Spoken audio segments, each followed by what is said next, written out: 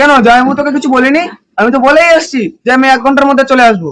কই না তো, আমাকে সেরকম কিছু তো বলিনি। আর তোকে তো দেখে মনে হচ্ছে তুই খুব টেনশনে আছিস। কি হয়েছে রে? আর দিদি বলিস না, তোকে আর কি বলবো, মার যে অনেক শরীর খারাপ, এই জন্য অনেক টাকার প্রয়োজন, সেই জন্যই তো তোদের বাড়ি এসেছি। কি কি বলছিস? মায়ের শরীর খারাপ? তুই আমাকে আগে বলিসনি তো। তোকে আর কি বলবো, আমি ভেবেছিলাম আমি নিজেই ডাক্তার দেখিয়ে নেবো, কিন্তু আমার কাছে যা পয়সা ছিল এতে তো হবে না। আরে ভাই, কত টাকা লাগবে? আর বলো না দিদি, প্রায় 50,000 টাকা লাগবে।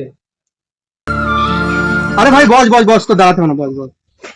জামাইবাবু কেমন আছো? হ্যাঁ ভালো আছি ভাই।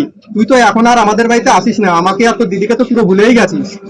জামাইবাবু কি আর বলবো, কাজের চাপের জন্য খুবই ব্যস্ত থাকি, এই জন্য আসার আর সময় পাই না।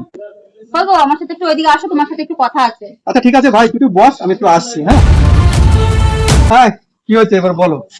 দেখো, আমি না তখন বুঝতে পারিনি যে তুমি আমার ভাইয়ের কথা বলছো। আমি ভেবেছিলাম হয়তো তুমি তোমার ভাইয়ের কথা বলছো। আমার ভাই না খুব অসুবিধায় পড়েছে, মায়ের না খুব শরীর খারাপ, ভাইয়ের 50,000 টাকা দরকার। প্লিজ তুমি আমার ভাইকে টাকাটা দাও। তুমি তো ভালোই মতলবী। যখন দেখলে আমার ভাইয়ের টাকাটা দরকার তখন তুমি ঠিক টাকাটা দিতে বারণ করে দিলে, আর যখন দেখছো তোমার ভাইয়ের টাকাটা দরকার তখন তুমি টাকাটা দেওয়ার জন্য আমাকে জোর করছো।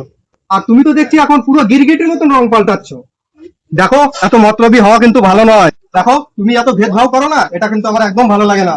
কই, আমি তো কোনো ভেদভাব করিনি। তোমাদের বাড়ির লোককেও আমি যেরকম ভালোবাসি, আমাদের বাড়ির লোককেও আমি ঠিক সেরকম ভালোবাসি। শোনো, একটা কথা কান খুলে, তোমার ভাইকে আমি 1 টাকা দিতে পারবো না, তুমি গিয়ে তোমার ভাইকে বারণ করে দাও। প্লিজ তুমি মানা করো না। দেখো, বিপদের সময় তোমার কাছে টাকা চাইবে না তো কার কাছে টাকা চাইবে? শোনো, অত শত কিছু আমি জানি না গো, তুমি গিয়ে তুমি বারণ করে দাও। আমি বারণ করতে পারবো না, আমার খুব লজ্জা লাগে। তুমি একবার ভাবো না গো, টাকাটা দিলে খুব ভালো হতো। তুমি এখান থেকে যাবা, আমার মাথাটা একটু গরম করো না একদম। ভাই, তুই না আমাদের ক্ষমা করে দিস, তোকে না আমরা কোনো সাহায্য করতে পারবো না। আরে দিদি তুই কি বলছিস?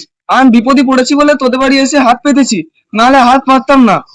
আরে ভাই, এই নাও 50,000 টাকা, তোমার জন্য আগের থেকে আমি 50,000 টাকা গুছিয়ে রেখেছিলাম। তাহলে এবার আমি আসি, টাকাটা দেওয়ার জন্য ধন্যবাদ। মাকে এক্ষুনি হসপিটালে নিয়ে যেতে হবে। বন্ধুরা, ভিডিওটি ভালো লাগলে লাইক কমেন্ট শেয়ার করুন। আপনাদের সবাইকে ধন্যবাদ।